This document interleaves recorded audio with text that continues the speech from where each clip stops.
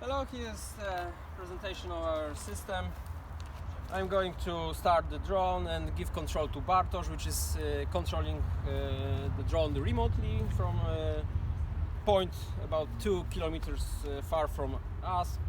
Okay, so let's start. I will give the control just after the start.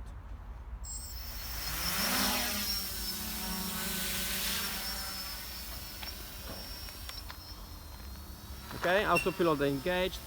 I'm giving now the control to Bartosz. Okay, now the drone is controlled by Bartosz and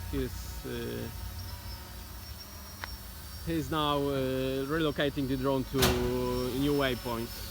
After some few points, I again take control just to land the drone safely.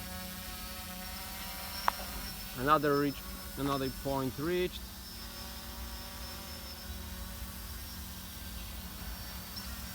I think that's the third point which has to be reached, and now I'm again taking the control just to land it. Okay, I'm again controlling the drone.